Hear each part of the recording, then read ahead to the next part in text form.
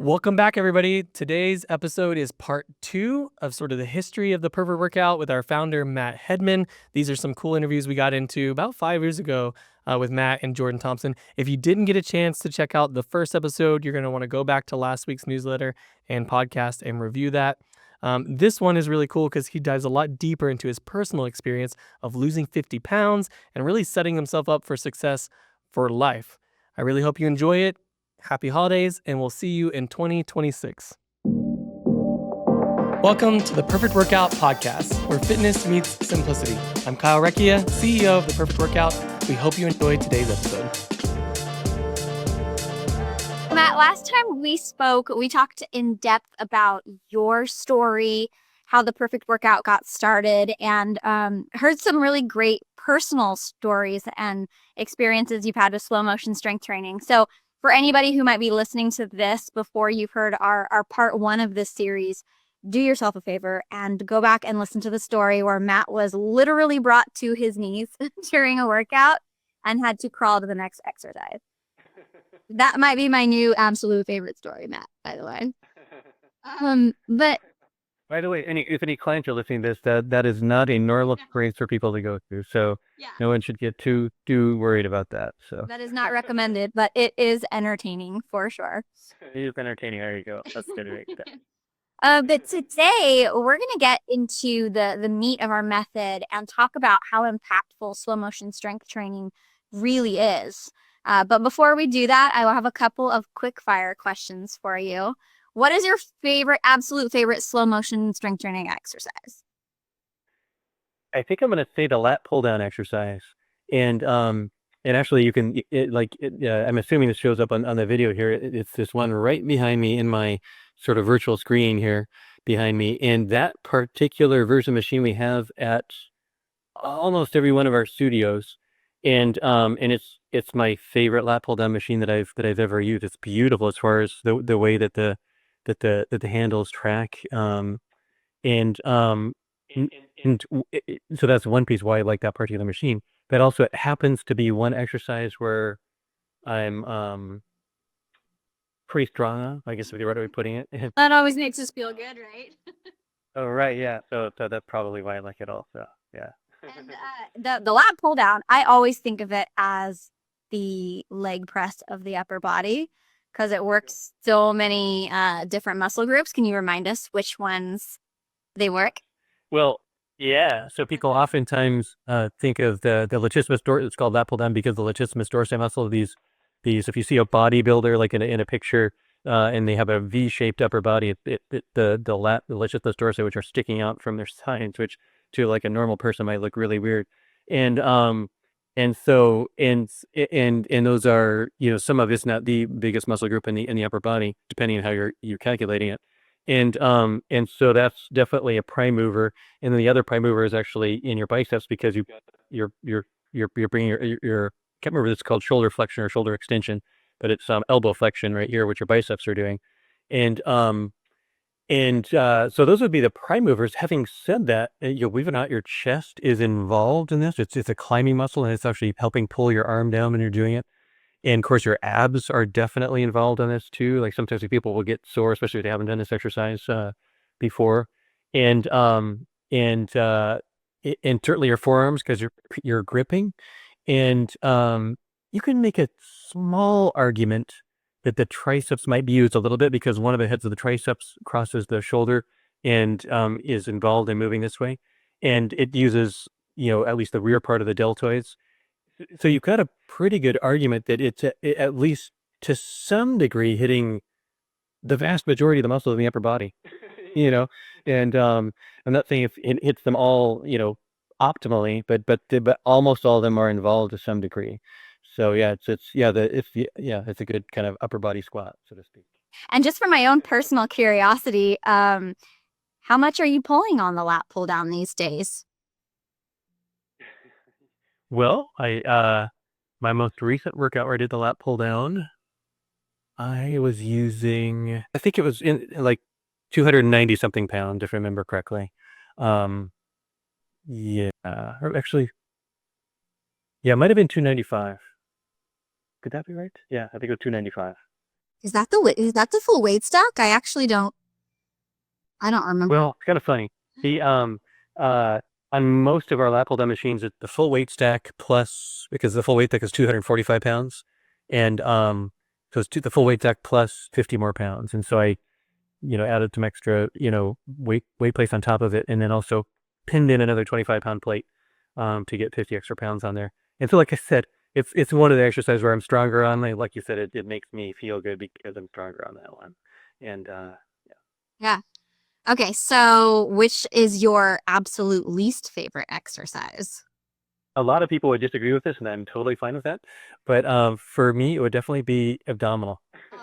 So Yes.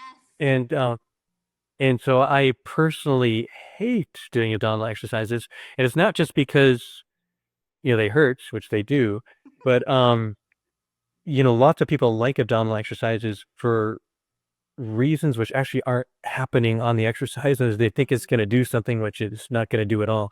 And so, like for example, a lot of people will think it will make their abs look better, and it can if a person is lean enough. As if you have a small enough layer of fat which are over your abdominal muscles, then the abdominal machine can make those muscles a little bit larger, and so kind of stick through the fat just a little bit more, because we all have at least a little bit there.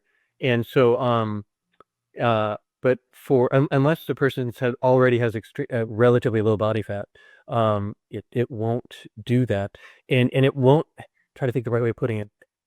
And it's definitely not like let's say if someone has an average or more level of body fat, the it's not the exercise which is going to get you to abs faster than other exercises.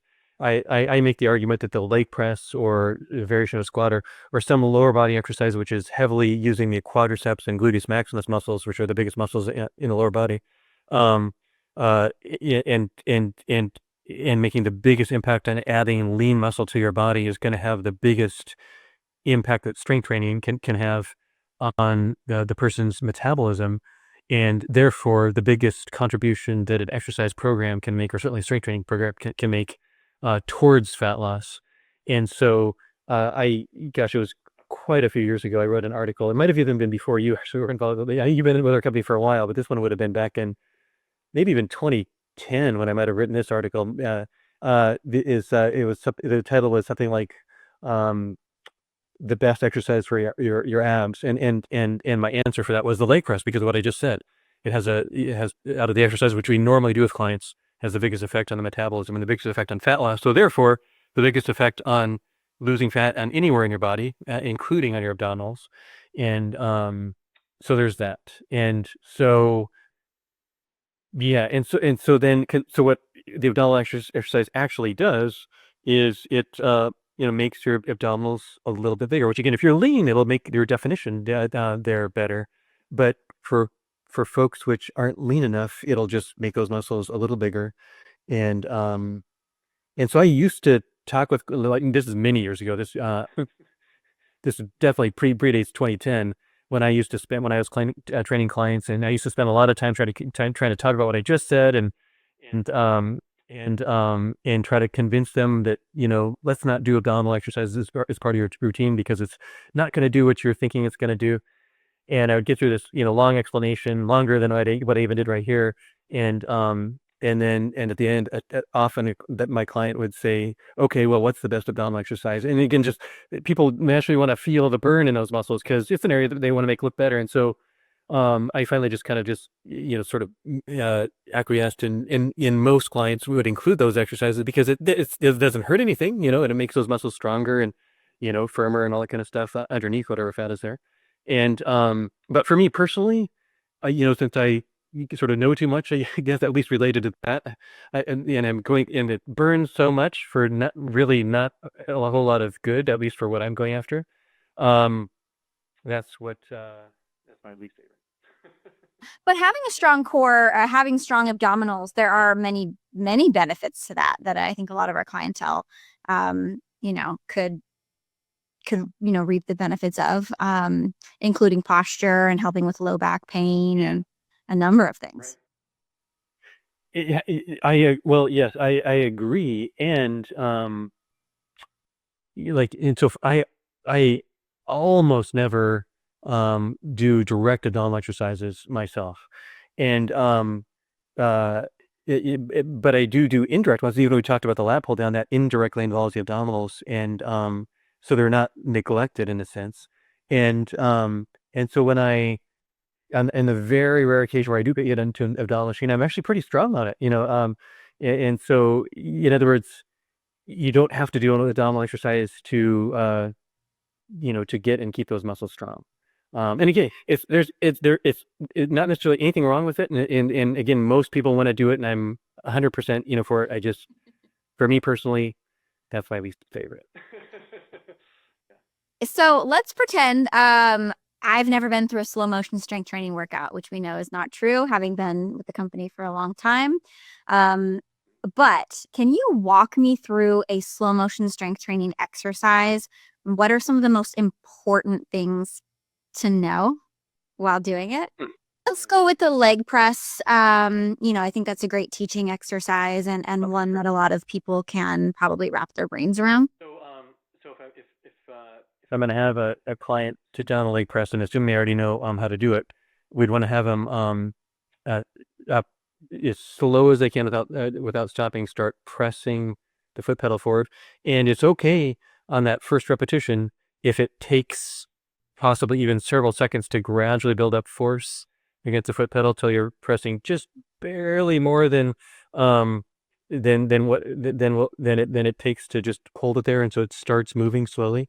And so I think it's I want to say, I'm not sure if it's in Fred Hahn's Silver and Fitness Revolution book, or if I just heard him talk about this, or their studios at least used to do this, if they don't still, is try for the first inch of the range of motion, trying to take 2 or 3 seconds to do that first inch. There's the extra slow in the beginning, because that's one kind of one common sort of form discrepancy is to fire out of the start of a repetition. And so that's how you want to do, is being super slow throughout the repetition, but especially the first part of each repetition, including the first repetition itself. And then you'd be going about it. So once you got that just barely started moving, then you would keep going as slowly as you can without stopping, which on most exercises, including the leg press, is about 10 seconds. And then and on the leg press, it's an exercise where as your legs start to extend and they get closer to where your knees are getting closer to being straightened, the resistance for the muscles involved, the weight is the same that you're using, but the because of leverages in the bones as they're changing angles, gets not as hard for the muscles to do. And so we're gonna want to have you turn around before your legs straighten all the way without stopping, so without resting, at that most extended position, and take another 10 seconds to come back, so about as slowly as you did on the way out. And then you want to come down, as you're nearing the bottom. You want to even try to slow down even a little bit more than you've already been going slow, and just ideally, barely touching the weight stack. And then again, just trying to take another 2 or 3 seconds for that first inch on the next repetition, and another as slow as you can go, 10 seconds the way out, until you get to the extended position where your legs are still bent, but getting closer to straight, and then taking 10 seconds back. And so repeating that process for, in most cases, several repetitions. And as you do each subsequent repetition, usually that'll become harder as your muscles start to fatigue. And then each one gets harder and harder and harder still, until if you learn how to do this well, you'll get to a repetition where it takes almost all of your effort, or maybe even all of your effort, just to get it to move and complete a repetition. Like let's say 5 repetitions in, or however many repetitions it takes to get to that point, and you can barely complete it, and then you get to where you turn around and start coming back, and it's probably really hard to lower it slowly. And you want to still try to do the best you can to take a full 10 seconds on the way down, and then come down and barely touch, and then barely start.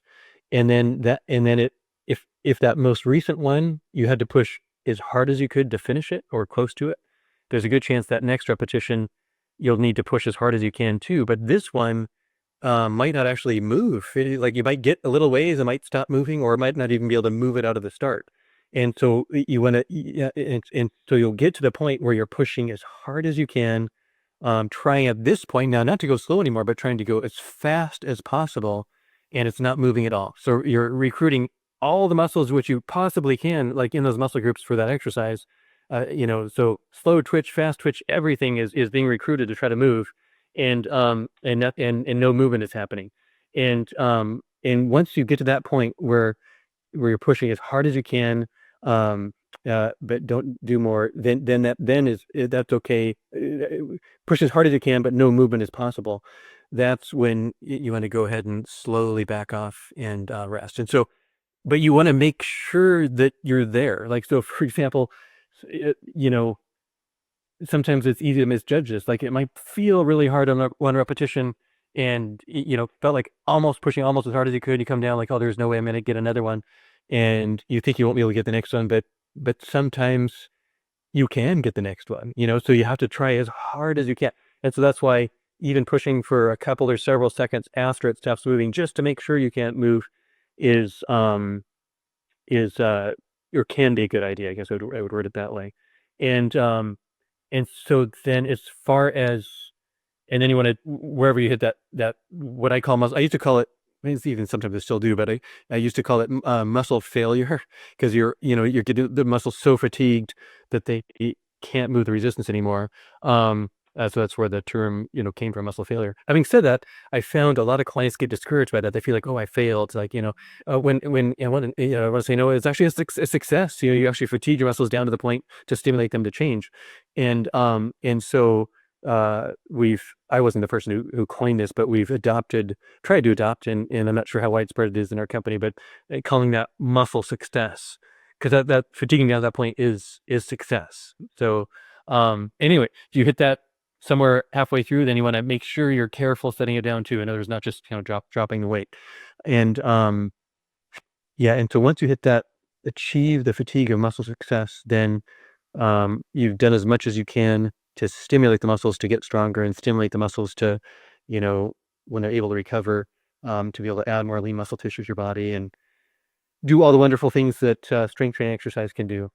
So, yeah, I'll add one other. Well, I'll just add one other sort of just clarification here too, because so that's the leg press. The leg press is an exercise where in the fully finished position, that the bones could actually straighten all the way, and your knees could straighten all the way, and so you don't want to straighten all the way right there.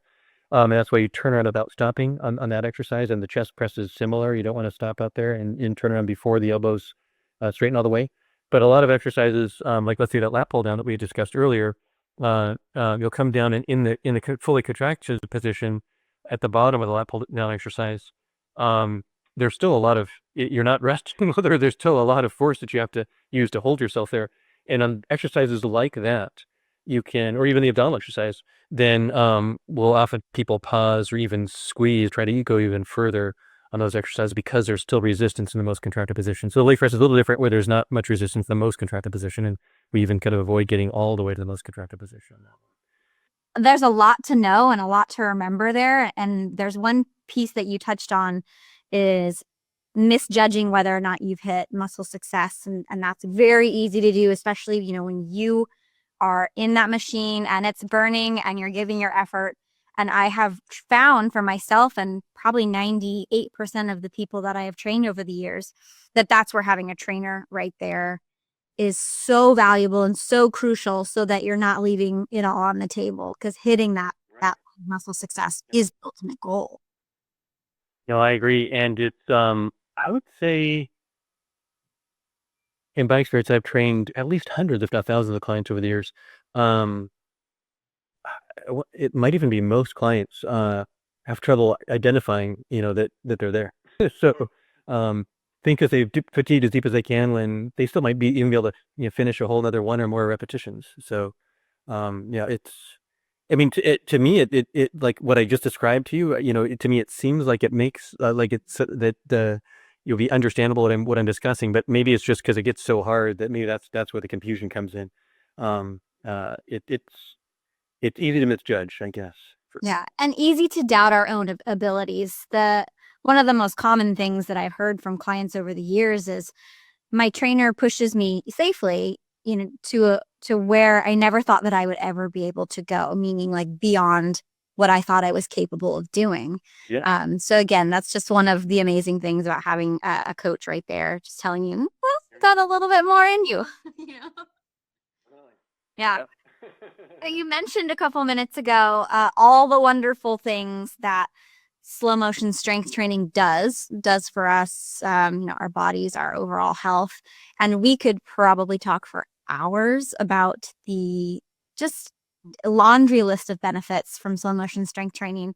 But I'd like to dive into ones that people should absolutely know, that by doing slow motion strength training, they can reap some of these benefits. And I think the most obvious one, we're talking about lifting weights and strength training, is gaining muscle and gaining strength. That is likely the first benefit people experience once they implement this into their Mhm. routine, if you will. What's actually happening when we hit muscle success that is causing our strength and our muscles to grow so effectively, so efficiently? It's not well known enough to where, because I've even about a year ago, I asked this really bright, professor of exercise physiology, essentially the question of like, what exactly is the stimulus? What actually is happening inside the muscles? Is it this or this or this? And he said, no, it's not. I can't remember. It's like, no, it's not muscle damage because of blah blah blah, and it's not this and this. And long story short is, he didn't know. Like, and so if it was clear as far as the actual, you know, you know, biological thing which is happening, whether it's a certain chemical or a certain thing getting stretched or this or that, it's it's not well known. It's like, I'm not saying that nobody in the world knows, but if they do, maybe they're keeping it a secret to themselves right now. Um, and but from what we can tell, that lifting weights, at least in certain ways, helps people, get stronger and also add lean muscle tissue to their bodies, which is helpful in a number of different ways. And so and there's different theories on sort of what's happening. Like I said, muscle damage is one of those theories, for example. And I'm not, and who knows, that might even be what it is. It's just, there's certainly far from consensus. And the but one in the theory of high intensity strength training, which slow motion strength training is kind of falls under that general umbrella. Um, the this issue of momentary fatigue in the muscles appears to be really important. And so if you fatigue your muscles down to that point of muscle success, and you get to the point where you're actually pushing, or depending on sometimes on the exercise you're pulling, as hard as you can, and it's not moving, um, you know, the process from starting and getting all the way up to that point, you've basically recruited all the different muscle fibers that are available to try to make it into to that you can use, um, and um, and you know if you do it well, presumably gotten as much of a stimulus as you can for stimulating the muscles to get stronger and to add more lean muscle tissue to the body. Uh, it's called, I might be getting the name wrong, but it's Heinemann's principle, I think, is size principle, and it has to do with the motor units of muscle fibers as far as when they're recruited in a particular movement, and when the load is not very demanding, like maybe let's say the first repetition on a given exercise might not be as demanding, certainly not as the last ones, then it's going to tend to use muscle fibers which are let's use the term slower twitch or oxidative muscle fibers. And as it gets more demanding, then other groups of muscle fibers are come into play to be able to just continue moving it successfully.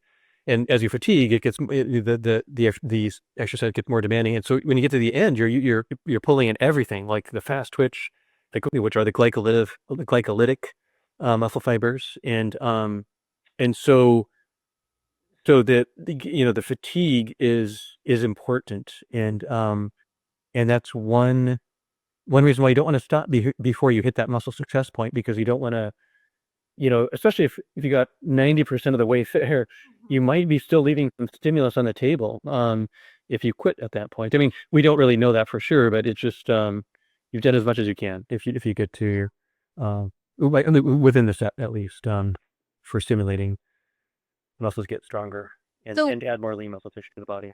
why is it so important for you, me, and everybody else to continue to add lean muscle tissue to the body? Yeah, that's a great question. And the answer can be different for different people and where they're at in their lives and their age and what they're interested in. And so, for example, and again, I'm not a typical client of our company, but when I started, I was a 20-year-old male who just, when I started slow motion strength training, I was already someone who'd been lifting weights in different ways for 10 years prior to that.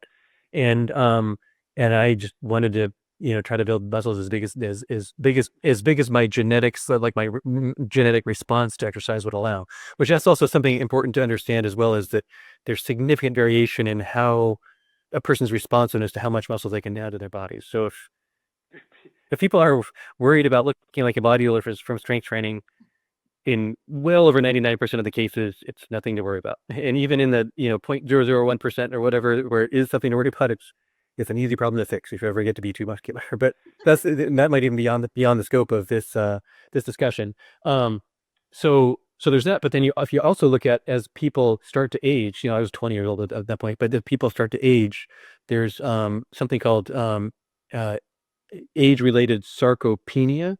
And sarcopenia, if I'm getting my terminology right, is muscle, and penia is shrinking or loss of. It's basically loss of muscle and tissue.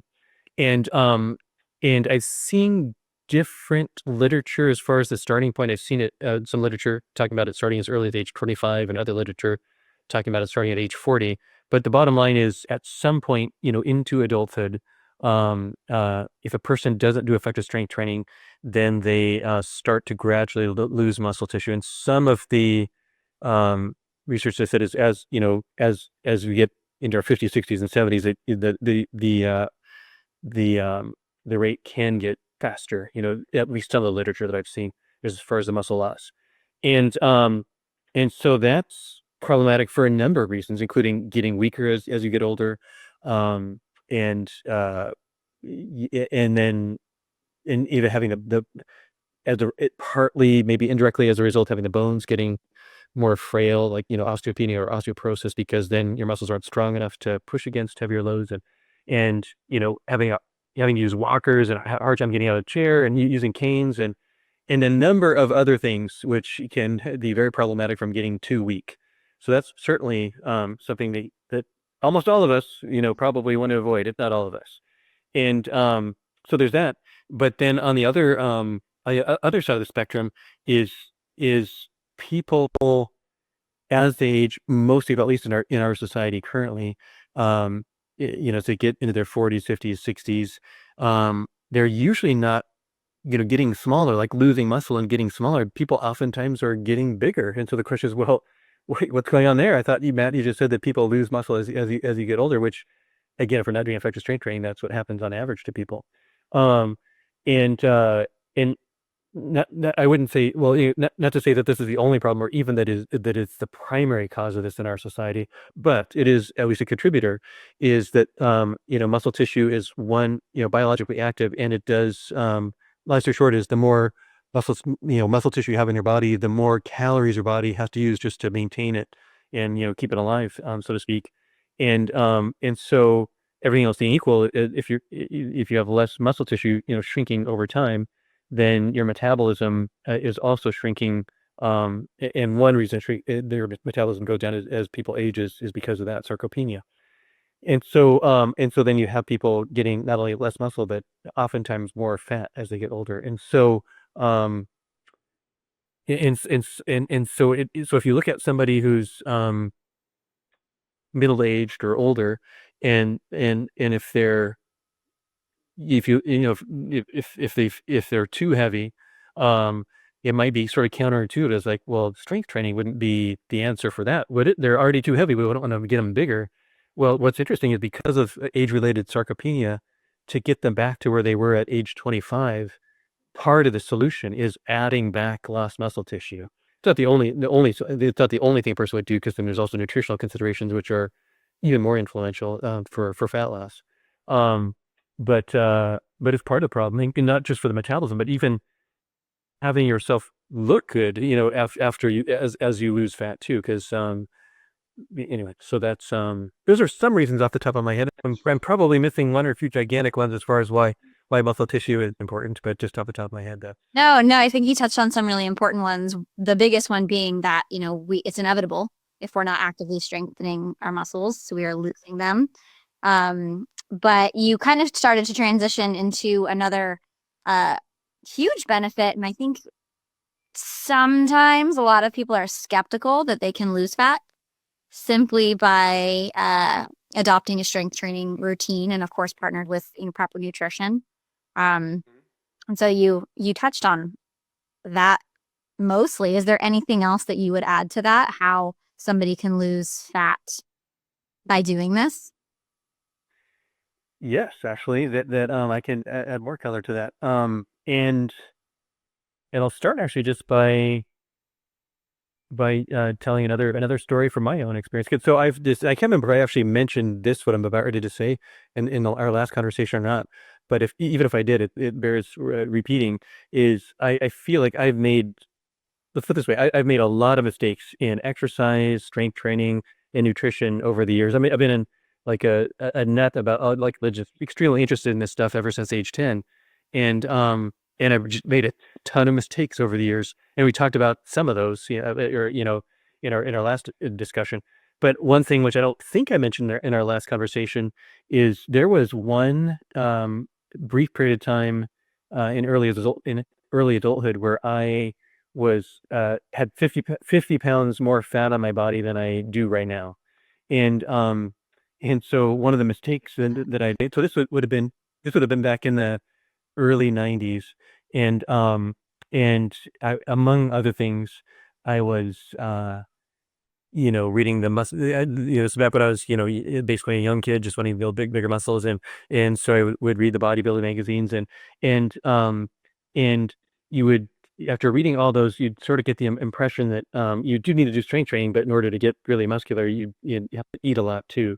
And if you're not making gains, you're probably under eating, and so long story short, I made the mistake of basically force feeding myself excess calories, thinking it was going to help me get more muscular, and it sounds humorous in hindsight, but it was a mistake that I made, and I got to the point where I was literally carrying 50 pounds more fat on me than I do today, and so I have personal experience with this in that I went through the fat loss process, and so trying to think of the right way of putting it. And I don't, and as far as exercise goes, I mean, these days strength training is all that I do for, it's been decades since I've did running, in the name of exercise, for example.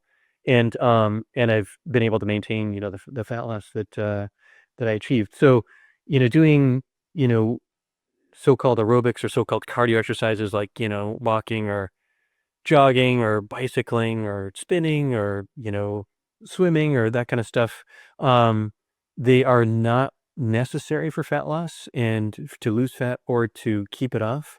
And so if you don't want to do them, you don't have to. And like for me, like I don't know about, I mean, that, most people in our culture, certainly myself included, are busy enough to, I'm not looking for stuff just to fill my time, which isn't gonna actually add much. And so I don't, that's one of the reasons I don't do them. And I can't remember if we discussed the comparison in Ellington Darden's book Living Longer Stronger, which he talked about. I think I saw it actually the table in the, or maybe that was in a different post that we have on our website. It might have been on the science behind full motion strength training. But anyway, there's so Ellington Darden used to be years ago the director of research at the Nautilus company that makes Nautilus machines, which is most machines we have at our studios. And He's got a PhD behind his name and written, I think, around 50 books on strength training, fitness, and nutrition. And as I mentioned in our last conversation, was one of his books, which got me started on, in slow motion strength training. But he had one of his other books, Living Longer, Stronger. He was comparing some fat loss results between one of his research groups with a couple of groups that Wayne Westcott had run. And Wayne Westcott's another guy from the high intensity realm that's done a lot of great research. A super nice guy as well.